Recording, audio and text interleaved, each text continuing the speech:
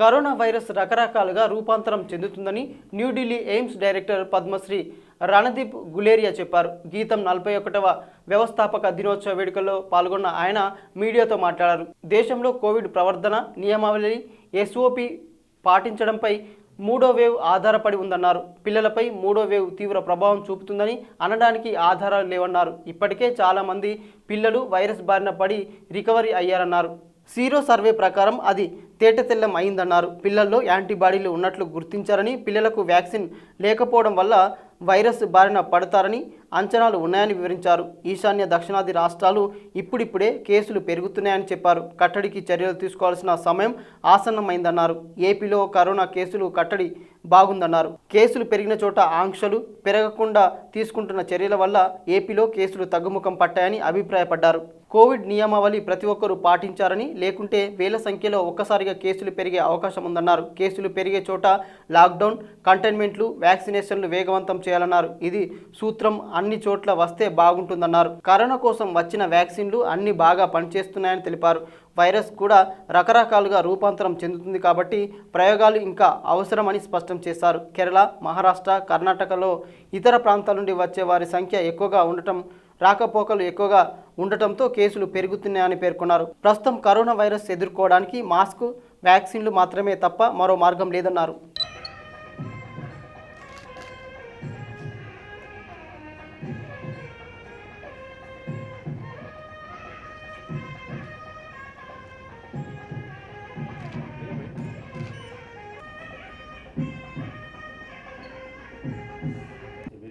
Welcome you all to the 41st Foundation Day celebrations of Geetam.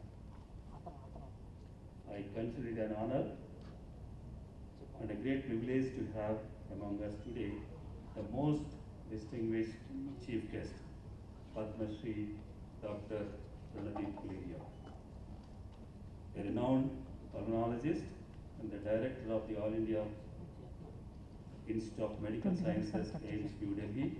Dr. Guleria is credited with establishment of India's first center of pulmonary medicines and sleep disorders of AIIMS. He was honored by the government of India in 2015 with a Padma Shri, the fourth highest Indian civilian award for his outstanding contributions in the field of medicine. We are indeed very grateful to you, sir, for accepting our invitation to be the chief guest and to deliver Geetam Foundation Endowment Lecture. Sir, it gives us immense pleasure to extend a very cordial welcome to Geetam. For the benefit of our honorable chief guests and dignitaries, I would like to briefly outline the profile of Geetam.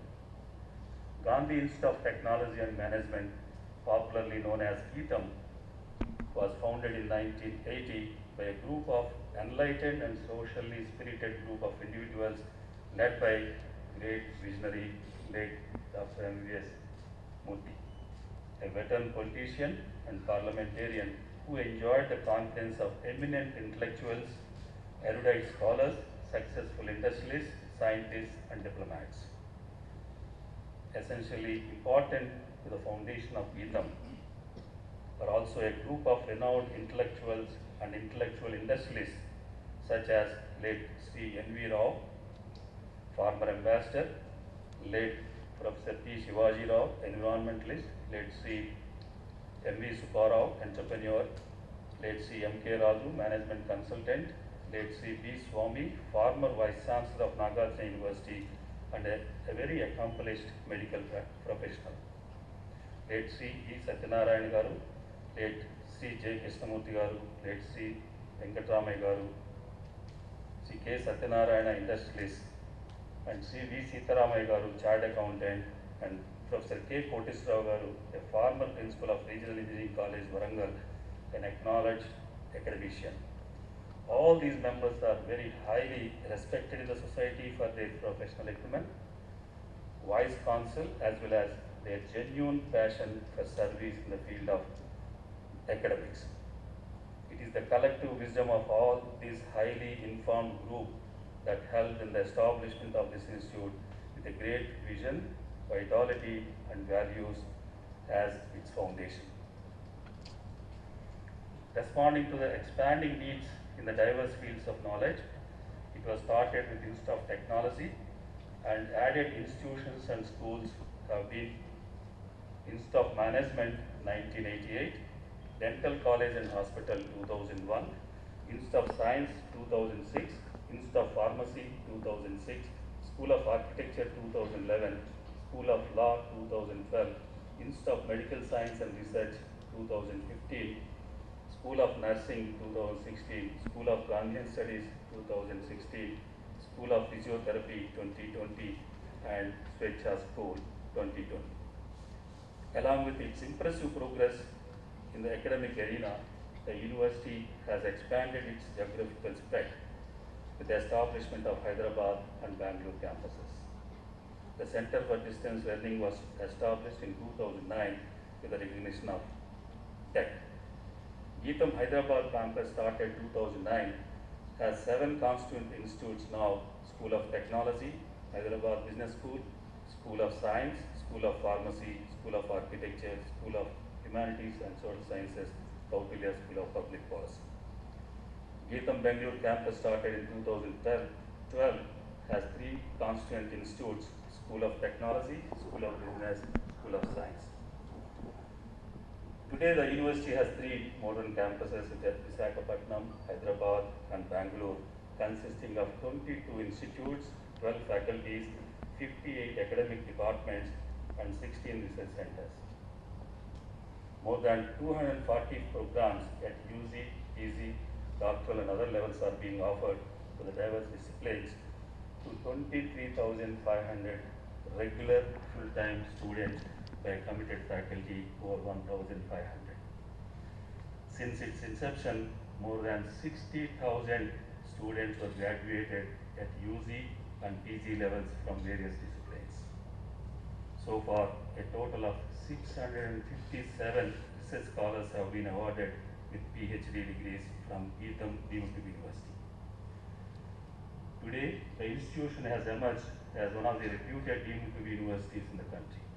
Geetham has achieved several recognitions and credentials. Some of them are NAAC accredited Geetham with A+ grade out of 4 CGPA 3.53.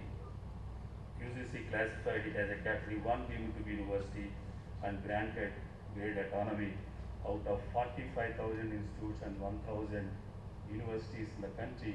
Only 16 institutes are given this opportunity. Ministry of HRD NIF ranking 2020, Geetham stood at 71st ranking in the university category. Secured 1001 plus rank in the Times Higher Education World University Ranking 2020. Secured 533 rank in UI Green Metric World University Ranking 2020. I wish to inform you that Jimsar Hospital has been declared as an exclusive COVID A category hospital since April 20 and has been instrumental in treating more than 3,000 COVID patients during the first wave in 2020 and second wave in 2021. In recognition of the selfless service rendered by the staff of Jimsar Hospital, the Indian Navy honored the Jimsar staff in August 2020. In addition, Geetham University campus served as a quarantine center for COVID patients. Jimsar Hospital has been recognized by ICMR for conducting RT-PCR tests, and more than 10,000 people have been tested so far. Jimsar has also been designated as a vaccination center for COVID-19, and more than 2,000 people have been vaccinated hitherto. During the year 2021, Jimsar Hospital has extended teleconsultancy services to the COVID-19 patients. We express our gratitude on this occasion to all the staff of Jimsar Hospital for their magnanimous service. Our Honorable President Sri M. Sri Bharat Garu wants to realize the vision of his late grandfather, Dr. M.V.S. Murthy Garu, to make Geetham as a global leader in higher education. To bring this vision to reality, Sri M. Sri Bharat Garu has initiated transformational measures during the last 3 years to make Geetham into a global leader in the next 20 years by bringing Coursera courses and a new idea venture development center and separate focus on hospitality and such type of initiative and enhancing the technology for giving a blended learning in the COVID scenario. I strongly believe that the university has the potential to become a global leader in higher education. I appeal to all the stakeholders to join me in bringing this lofty vision to fulfillment. Before I conclude, I would like to express once again my heartfelt thanks to Padma Shri Dr. Randeep Guleria for accepting to receive Geetham Foundation Award. Concluding my address, just I want to mention that this endowment, for the benefit of guests and other members here, is created by the personal money of Dr. M.V.S. Murthy Garu. It is not from Geetham University revenues. That's how he created an endowment of 3 crores. And from that endowment, whatever the interest is accrued, that will be used for this endowment foundation lecture celebrations and the endowment prize what we are giving. His vision is one day or other he should be on par with any international such type of awards like Nobel Prize. So it was started with 5 lakh endowment prize. Now it is moved to 10 lakh. Maybe in future it may rise to any level. So that was the background of this endowment, and we are very grateful to our late Dr. M.V.S. Murthy Garu. His personal money he created as endowment. Finally, I thank in the chosen field, and right now what better than the field of health. We understand the value of it and the challenges associated with pandemics like COVID. Dr. Randeep, thank you for accepting our invitation and coming here to Visakhapatnam. I don't think I need to introduce Geetham in much more detail because the Vice Chancellor has done it. But I do want to speak about how we have been facing this pandemic, and I think in this voice of hope and a voice of rationality to the country, leading one of the foremost medical education and medical care institutions in the country. I'm sitting here in the auditorium of the Medical College. Sir, I want to say that we aspire to build a hospital that competes with AIIMS, New Delhi, in the not so far away future. And I think the doctors and students who are here are going to be responsible, so I hope you are all inspired by Dr. Guleria and beyond to build an institution of that quality.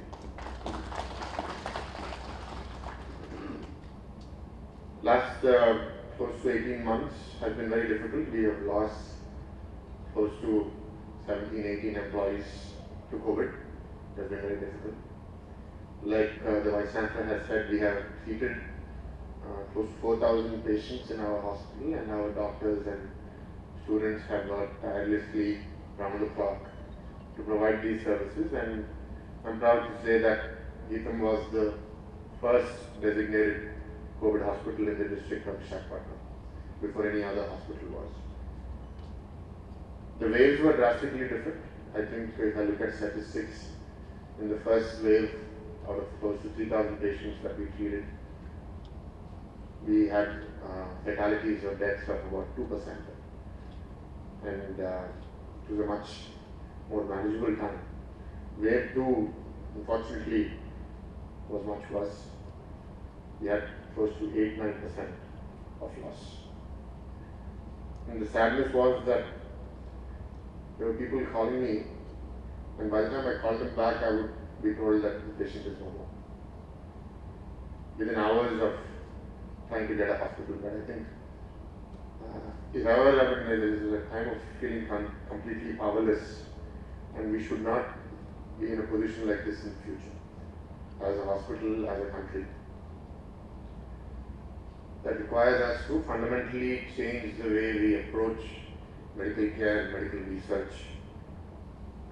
I think it is great that India has indigenous vaccine manufacturers, vaccine researchers. India is one of the foremost vaccine manufacturers in the world.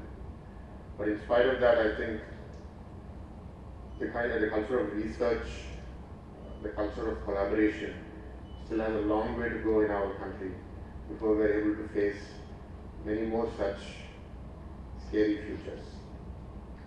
I think Dr. Randeep has himself been a tremendous researcher, and him being a pulmonologist, I think we could have had a better head who understands this disease better than many other people.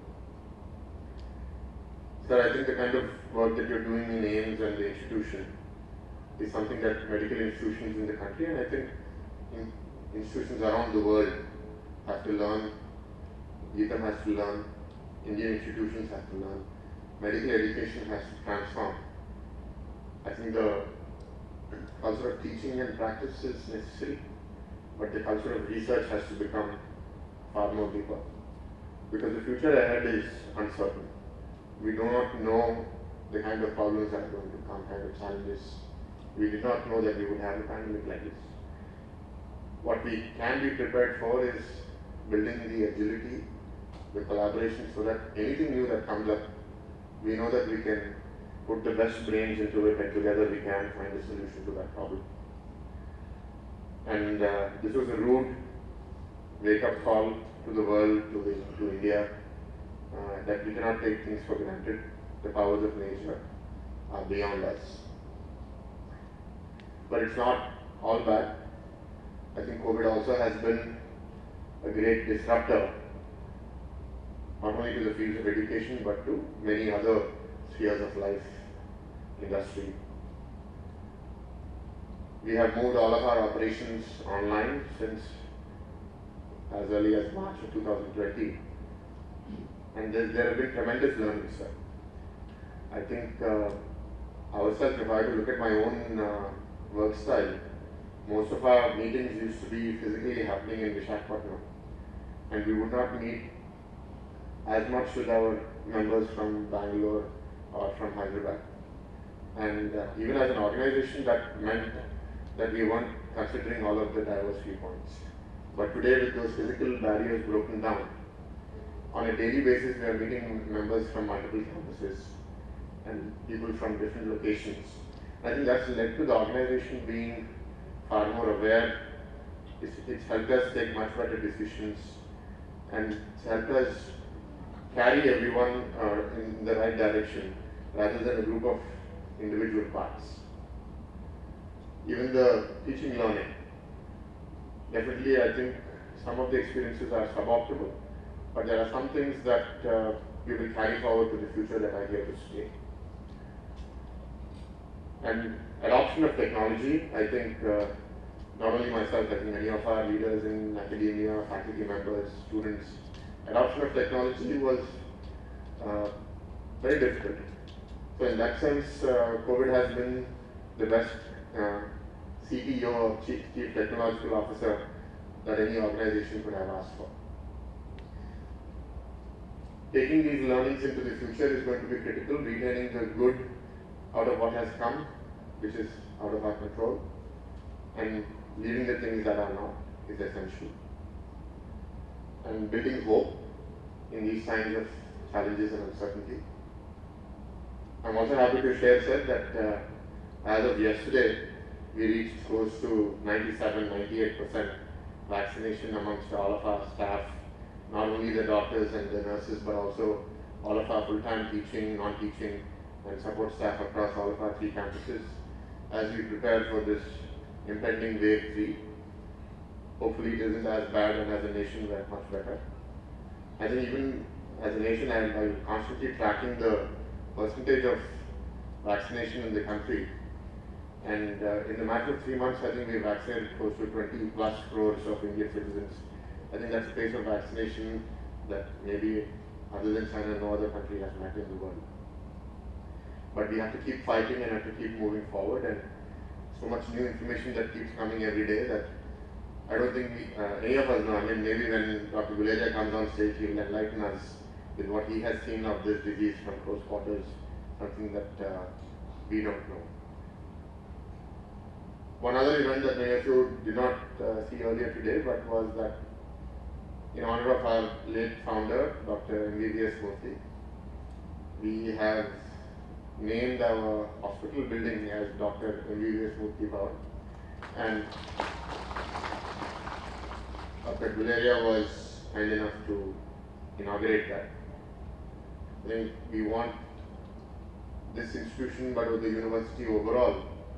I was telling Dr. Guleria that at the time of establishing this medical college, a lot of people cautioned my grandfather that why are you investing so much money into infrastructure when you're in such an uncertain environment. But he said that I'm not investing for today, but I'm investing for the future. And it doesn't matter if we lose a little bit of money today. I think it was a very bold call. And the infrastructure that he created, whether it be for the hospital or the college or the campus in general, has really enabled us today to dream big and to take on challenges that we may not have otherwise been able to. I think we're all very grateful to our founder to build this platform for all of us, for faculty, for students to benefit from. And we're very committed to walk in his ideas and his vision. Even this foundation day, I had the good fortune of spending some time with Dr. Guleria, and apart from obviously being a very good doctor and the head of one of India's foremost institutions, I found him to be a very humble listener, someone who cares for the greater good, and who thinks beyond himself or the small group of people, but thinks for the nation, thinks for society, thinks for service. I think he's an inspiration to many, and I think we will walk away with not only learning about the disease and the pandemic, but about who he is as a person and as a leader. So unfortunately, with the state guidelines, we haven't been able to invite a full house. We have been limited to only 150 members today in this audience, but this event is being recorded and streamed, and it will be viewed by our students and faculty sitting in different parts of the country. With this, I would like to close my talk and thank Dr. Guleria again, and I eagerly look forward to listening to what you have to share with us. Once you're done with your talk, sir, if you are available, we can also take questions after it is done. So I believe that you can ask for that. So I think once you're done, we'll come back then and we'll take questions after that. Thank you. We could reach to the poorest of the poor and provide care to the country. So when we look at the Foundation Day of GITAM, which is the 41st Foundation Day, and I had the real privilege of going around the campus, and what I really saw was such a green campus, and I was told that this was also the vision of the founder, that it should be a green campus, and this is something that we don't see that much in today's universities, and that really brings us close to nature. And therefore I really say that this is a campus which is truly remarkable. We are also on the eve of our 75th Independence Day. Tomorrow we will celebrate our 75th Independence Day, and there will be a year-long celebration of our 75th year of independence. And on this Foundation Day, I would really like to pay homage to all those who really worked hard, not only for India to get independence, but even in the post-independence India, to make us a vibrant country and to see that we are able to move forward both in areas of education, health, technology, industry, and so many other areas. So I think it was also part of the contribution of people like Sri Murthy that we are able to celebrate our 75th Independence Day in the manner that we are today. India started its journey in 1947 when we had got our independence, but then there was a lot of challenges, and it was visionaries like this that really brought us to where we are today. And the visionary and the idea that we had was to educate students and nurture them as per Gandhian principles, something that many of us have forgotten as we have moved more towards our cultural change towards Western values. And I'd like to here also pay tribute to all the COVID warriors that are working in the COVID hospital at GITAM since the beginning of last year. And they have worked tirelessly, as have so many of us, during this pandemic. So when I thought, what should I talk about it? And I thought this is something that I can really discuss. The COVID-19, what did we do as far as preparing for the pandemic is concerned? Some educational points, what AIMS did, how we tried, and what was the learning that we had. It could be useful not only in the field of medicine, but in general, and what is the way forward. So let's start with what we mean by the word epidemic, a pandemic. A pandemic is an epidemic occurring worldwide and over a very wide area. It crosses international borders and usually affects a large number of people. Therefore, pan obviously means all, and when you have an epidemic which crosses borders, it becomes a pandemic. But more importantly, it's something that we need to really understand, that it affects every aspect of society. This is what COVID-19 showed us. Economy, food safety, politics, everything gets affected by this pandemic. The pandemic is not something which involves only the health sector. It involves everybody, no matter where he is and what be his way of livelihood. We have various phases of pandemic. We have what we call the inter-pandemic period, where we were before 2019. And we have new organisms, especially viruses which have a low risk for human-to-human spread. And then we have a pandemic alert period. We didn't have too much of a pandemic alert period this time. And that's why many of us were caught unaware, where there is some degree of inefficient human-to-human transmission, leading on to significant human-to-human transmission, which happened very quickly in the early part of last year. And then we go on to a pandemic. So what does it take for a pandemic to happen? Two important things. One is development of a novel organism, a novel virus, to which mankind has no immunity. So all of us are vulnerable to that, because this is a novel virus to which we have never been exposed.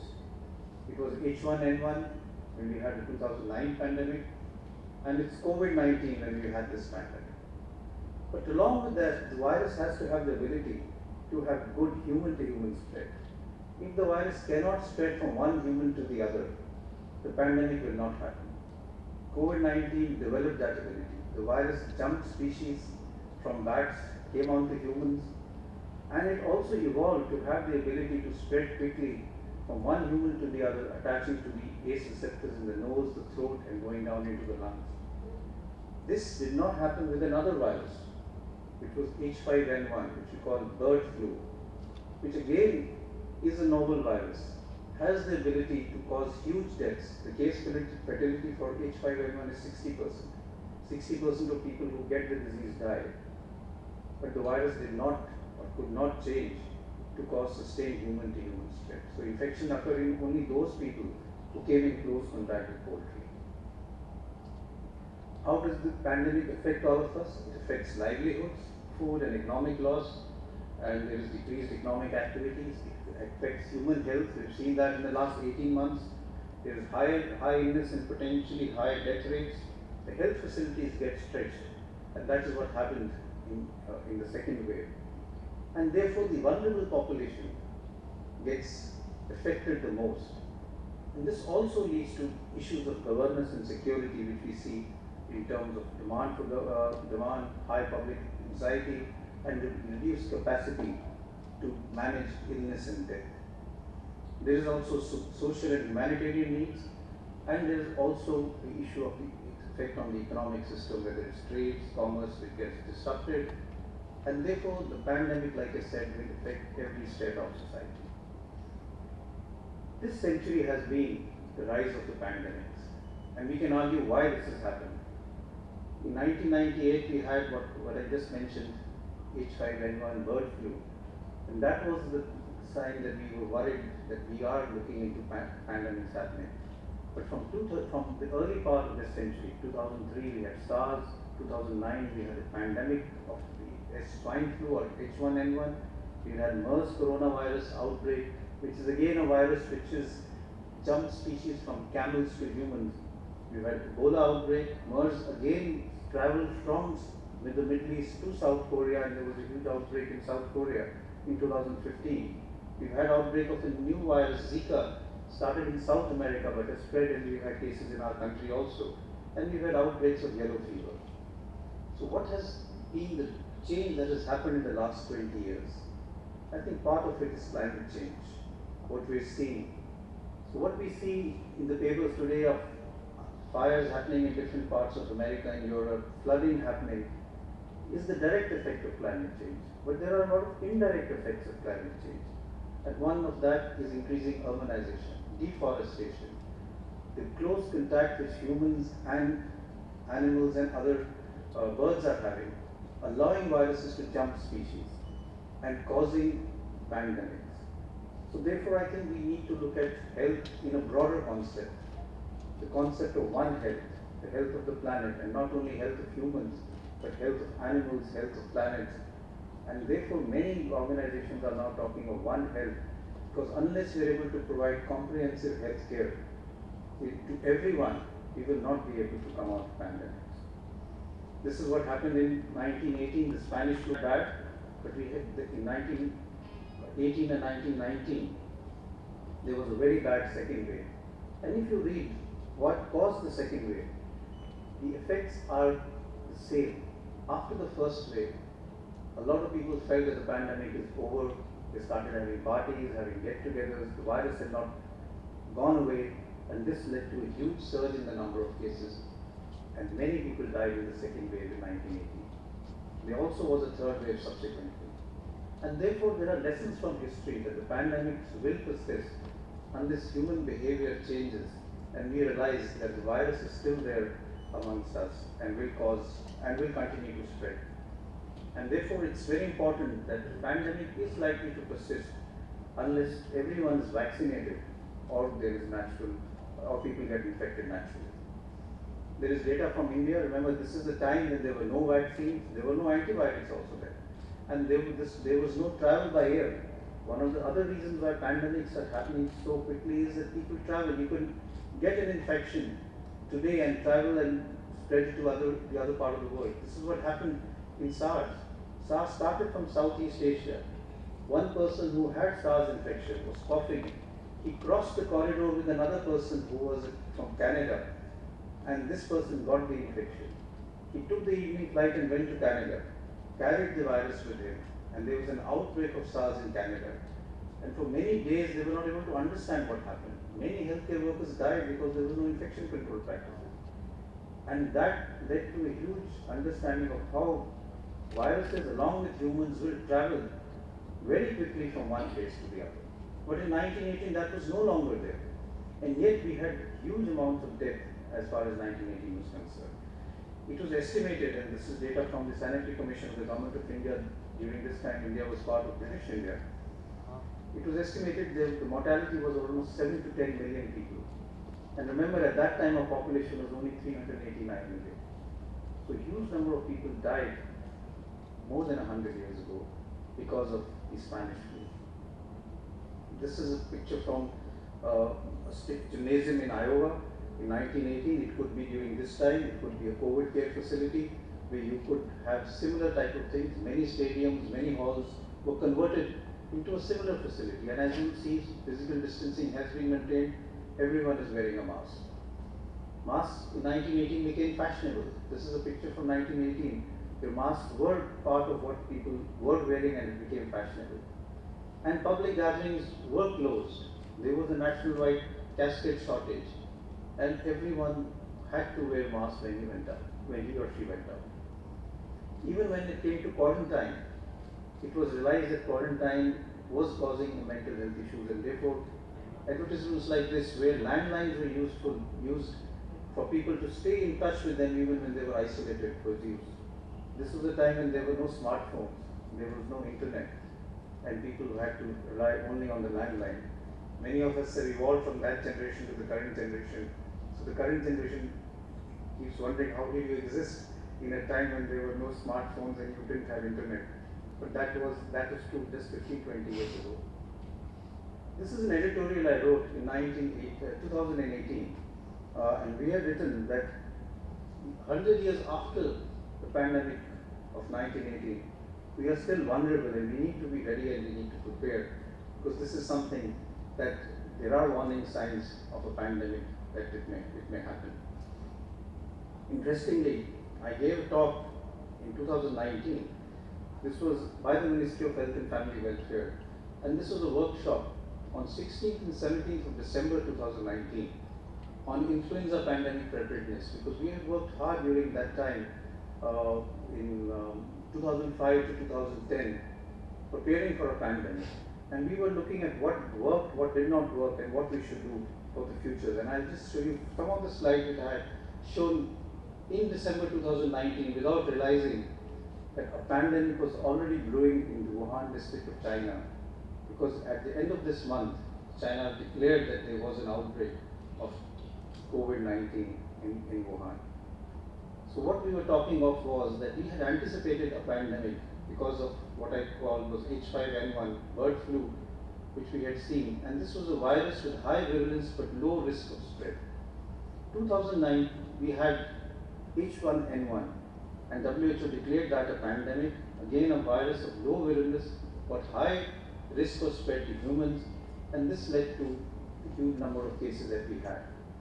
And when we analyzed what we did at that time, what worked, what we said, and this was in December 2019, that really what helped us was we were anticipating a pandemic.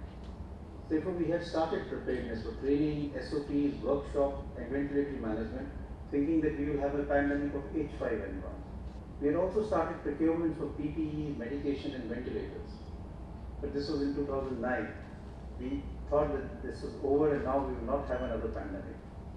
What was lacking was that physicians were still not trained. There was no training at primary level. There were strategies for increasing public awareness were needed. Capacity building was needed. And there were lack of adequate diagnostic labs. During the pandemic, we were able to upscale laboratories in 2019. PPE and medication stock was maintained. Remember, this was a much smaller pandemic than what we're seeing right now.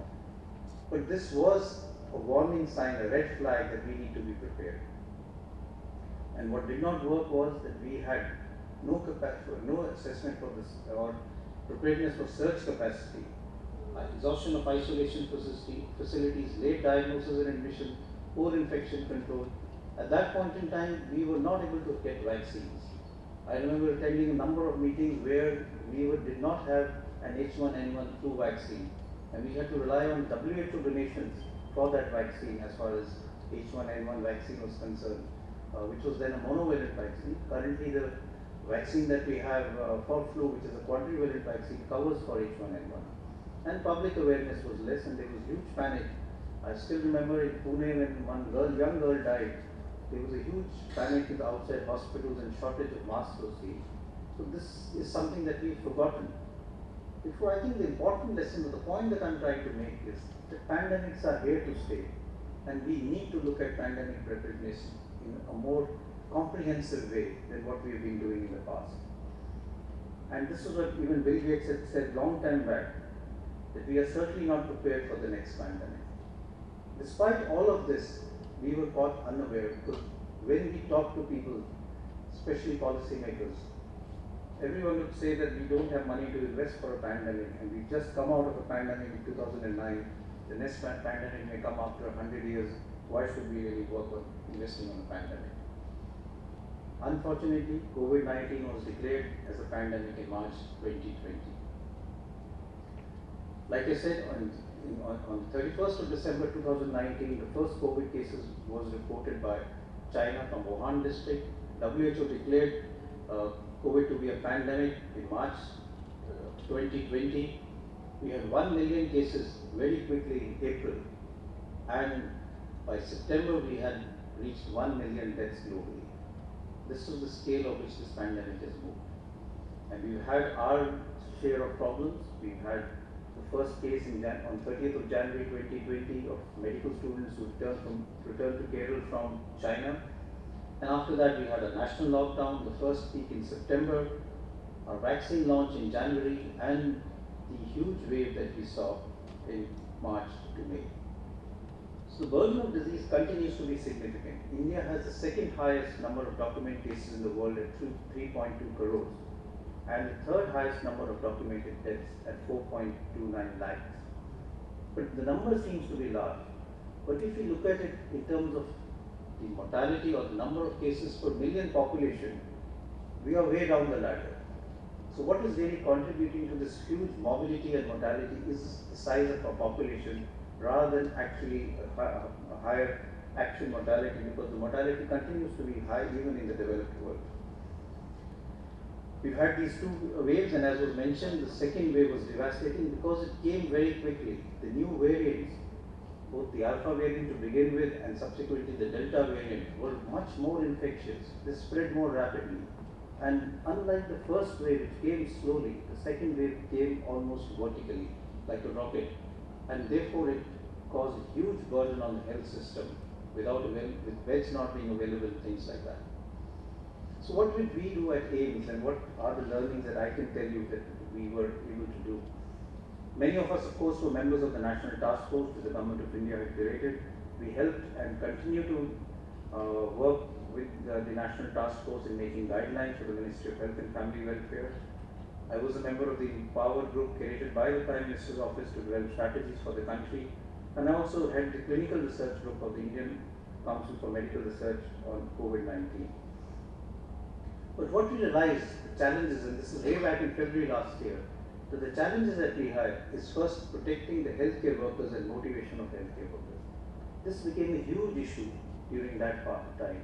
I still remember when we first started one of our ICUs in the trauma center in March of last year, 2020, and we were inside there. One of the residents came and told me that, she was doing a junior resident in anesthesia, and she said, I don't mind working in this ward, but I am the only daughter of my parents, and what will happen if I die due to COVID? Who will look after my parents? This is the type of sacrifice that many of our young doctors were willing to give, and showed the true commitment to the profession. I still remember a nurse whom I spent 3 hours with, because she went into panic. There was so much lack of awareness of how COVID spread. She had looked after a patient in the ICU who was then told that maybe a COVID suspect. Patient turned out actually to be COVID negative, but these were the early days of March and April. And she went into a panic that I have got COVID on my clothes, I will not go home, I have parents at home, they will get the infection. And she refused to go home until the patient's report came, and was in tears. It took a lot of reassurance and talking to them and motivation that this virus does not spread in this way. So I think there is a need to really work on looking after and protecting our healthcare workers, motivating them, and then of course understanding the need in terms of training, because this is a new virus, no one knows how to treat it. And secondly, the fact that you will need a large number of workforces. We had people working in the COVID ward who had worked in ophthalmology, who were orthopedicians, who were orthopedics, who were working in our RP center, the eye block. They had no idea of how to manage respiratory problems. They needed to be trained. We don't have enough internists, pulmonologists, or critical care specialists to manage COVID. You will have to use the healthcare workers that you have, and for that you will have to make SOPs and have the training to be put in place. We also realized that we had a responsibility of mentoring and capacity building for other institutions across the country, and I'll come to that, and of course general awareness on COVID appropriate behavior. So once you have this in mind, you realize it is something that you need a team. You can't do this on your own. So on the very beginning, we formed a COVID-19 task force of our own institute. Members from different departments, from medicine, pulmonary medicine, anesthesia and critical care, from microbiology, from infection control, even from the nursing group, and they would help, or they would collate and collect the data. A lot of residents came forward. We set up a command center where a lot of literature search and guideline was done by, initial drafting of guidelines were done by PG students. Then we formed committees for various activities so that the hospital could run smoothly. And things like, in the early days, just to get a nasal swab to do the VTM, the viral transport media, became something that was not available easily. So we had made a diagnostic management committee which makes sure that the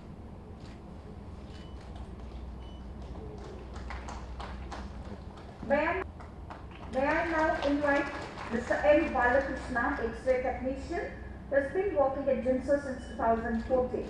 Has joined the X-ray technician and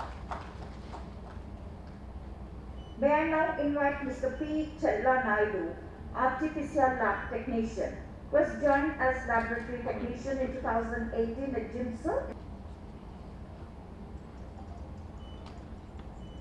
May I now invite Mr. BTP Kiran, patient care supervisor, who has joined JINSA in 2014 as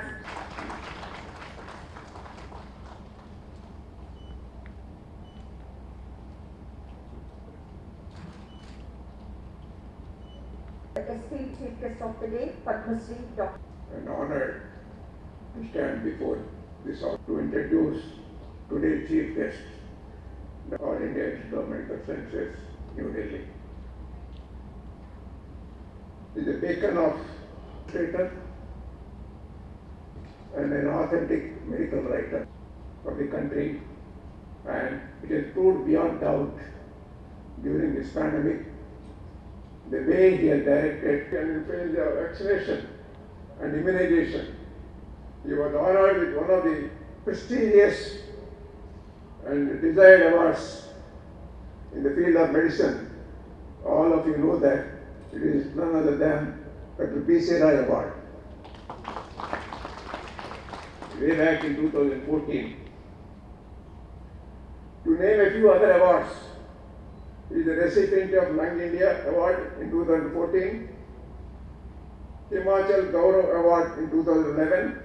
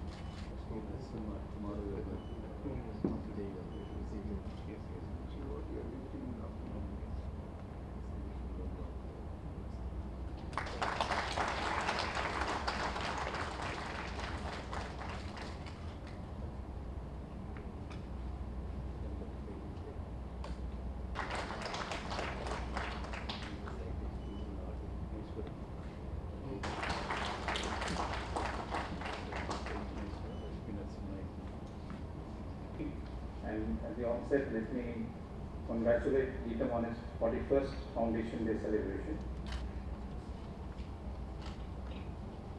Shri M. Shri Bharat, President of Geetam, Professor S. Siva Ramakrishnan, Honorable Vice Chancellor, members of the governing body and the Board of Management,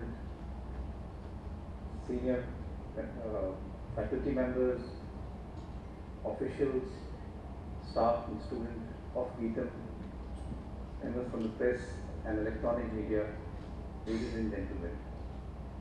First of all, thank you very much for inviting me on the Geetam Foundation Day and for the endowment lecture. It's truly an honor to be here. May I have the next slide, please?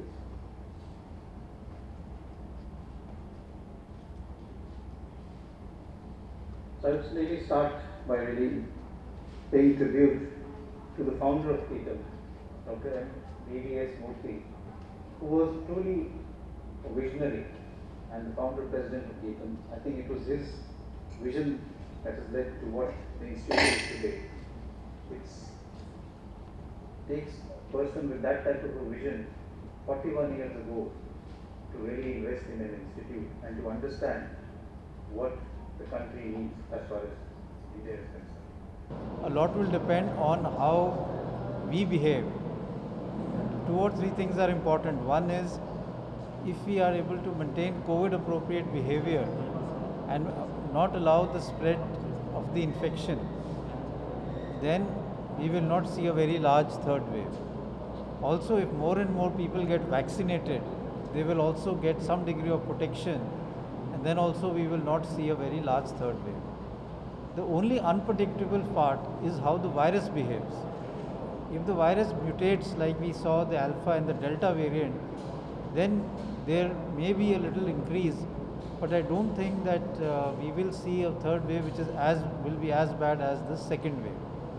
Also, it's important to remember that currently we are still not come out of the second wave. We still have almost 40,000 cases every day in our country, which is significant. We are still seeing large number of cases in the southern part of our country and also in the northeast, and therefore we need to be very careful and concerned that from that area the virus doesn't spread to other parts where the cases are very low right now. Sir, the virus is mutating on a regular basis. Do we need to take this vaccine also? So currently the virus will mutate, and it will mutate on a regular basis, as you have said, but very often the mutation occurs which are known as variants of interest. The virus mutates, but it mutates not in an area which is going to cause problem as far as infection is concerned. If the virus mutates and it causes a problem, then it becomes a variant of concern. And then when we talk of a variant of concern, we are saying either the virus becomes more infectious, like the Delta variant, it spreads more rapidly, or it becomes more lethal, it causes more deaths. It develops what we call immune escape mechanism, that the efficacy of the vaccine comes down, or the efficacy of, or there is a high chance of reinfection, and occasionally if it leads to the tests not picking up the new virus. Currently, whatever data we have of the new variants which are there, the vaccine are still effective as far as severe disease is concerned.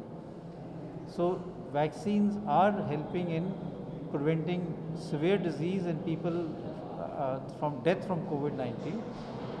Infections are still happening, but those who are getting infection are predominantly those who have not been vaccinated, and that is why we are saying that more and more people need to get vaccinated. Those who are also getting the infection but have been vaccinated, what we call breakthrough infection, are predominantly getting milder infection. So vaccines are effective in giving protection from severe disease. Is there any specific study the COVID third wave will be only on children? So this is based on one theory that adults are getting vaccinated, children have not been vaccinated, and therefore if there is a new wave, it will affect those who are more susceptible, and children will be more susceptible. However, if you look at the Sero survey data which ICMR has come out, more than 50% of children already have been infected and have antibodies in that Sero survey, both from urban and rural India. That means that children did get mild infection, it was not picked up, and they recovered. And we know that children get mild infection, and therefore it is likely that many children have already been infected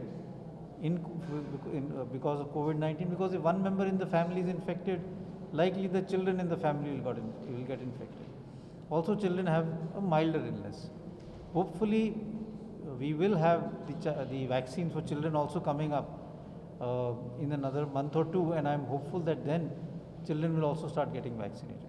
But I don't think there is enough scientific data as of now to say that children will be badly affected in the third wave. So do you think the third wave is avoidable in any way? So to some extent, yes, it is avoidable if we have two things, like I said, COVID appropriate behavior and vaccination. What it suggests is that no matter what be the variant, if we have good COVID appropriate behavior, we will not allow that to spread, and the chain of transmission will be broken. And if we can break the chain of transmission, we will not have the third wave. We may have some increase in the number of cases, but it may not be as bad as the first or the second wave. Sir, as per the ICMR Sero survey, Kerala has the lowest Sero positivity rate. Can it be the explanation for increasing cases in Kerala, sir? So that can be one, that means there is a larger susceptible population. But if you have a large susceptible population, then it's also more important that you have what we call COVID appropriate behavior, because that means there is a large number of people who can get the infection. So they need to be protected either by behavior so that they don't get the infection, or by vaccination. Sir, when can we expect a vaccine for children, sir? So there now trials are on and they should be over. So one is hopeful that in the next 2 or 3 months we should be able to have vaccines which are approved for children. The Pfizer vaccine is already approved for children in the UK, in the US, and that may also come to India, so that will also be useful to give to children. Even the Zydus vaccine, which has also applied for emergency authorization, the trial have included children, and once that gets approval, that can also be given to children. Sir, you are a task force member of COVID-19 at national. Where does AP stand in COVID-19 management? Andhra Pradesh stand. Where does Andhra Pradesh stand at COVID-19 management? Andhra Pradesh is doing well, and it is not currently having a very large number of cases as compared to what, like I said, happening in the south. But we need to be vigilant. We need to have close surveillance done, so that in case any area becomes a hot spot, we are able to take action quickly and we don't allow it to spread to other areas. So I think the important thing in for areas where cases are less is surveillance. You have to continue testing, not decrease your testing, and if you find your positivity rate is going up, then be very aggressive in containment, mini lockdown, and don't allow the infection to spread to other parts. If one can do that, then even going back to our testing, tracking, treating and vaccinating policy, that will help in a big way. So what is your expectation of herd immunity? So herd immunity, what we mean by herd immunity is if a large number of people are either vaccinated or have got natural infection, and therefore they don't transmit the disease, and therefore the small number which don't are susceptible don't get the infection. People take cutoff of sometimes 80% of people have to be vaccinated or have the infection before you can say herd immunity is there. The problem with herd immunity is that herd immunity is dependent on the virus not changing.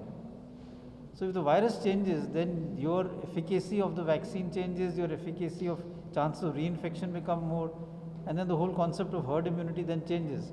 So therefore I think herd immunity is something that is going to be difficult to achieve by just saying that we will vaccinate so many people and infection will go away, because the virus is also fighting back. So it is trying to develop immune escape mechanisms, and that is why I keep stressing that along with vaccination, COVID appropriate behavior is important, because no matter what be the variant, that if we are able to wear masks, if you have physical distancing, the virus cannot reach and spread, and then it will not propagate. So if person A has infection, but if everyone around him is wearing a mask and is having let's say COVID appropriate behavior, then the virus cannot reach the other persons and it will die down there. So that is important to break the chain of transmission. Sir, during the first wave, the cases come down fastly, but it's not happening in the second wave. The daily cases are continuing. Even now we are getting 40,000, below 40,000, around 40,000 cases. Are we going to see the peak in the second wave itself, the second peak in the second wave itself, or we are going to see the third wave? So that is the cause of concern, that if we don't be aggressive, can we see newer cases coming up, and before even the second wave comes down totally, we have another surge. That is why we have to be very aggressive in our policy of COVID appropriate behavior, of surveillance, of containment zones, and also of promoting vaccination as much as possible. But that can happen, and we must also remember that although we are looking at 2 waves as far as the country is concerned, if you look at cities, some cities have already had more than 2 waves. For example, Delhi had 4 waves. It came down, it had partially come down, then it went up again. So if you have a susceptible population and you are not having good surveillance, you're not having containment, and you're not having good COVID appropriate behavior, then they will get infected once you start unlocking. And the cases again will start increasing to some extent. By what time we can complete the vaccination throughout the country? By what time? So the government policy is working by the end of the year, at least most of the adult population will be vaccinated. Sir, what about the booster dose? What about?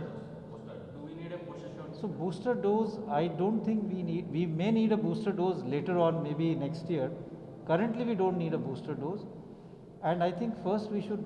So like I said, there is data which suggests that vaccine is effective, against causing severe disease, and we still have a large number of people whom we need to vaccinate. So we should actually focus on vaccinating more and more people who are unvaccinated, rather than giving booster dose to those who have already been vaccinated, wasting the vaccine and not being clear as to how effective a booster dose is.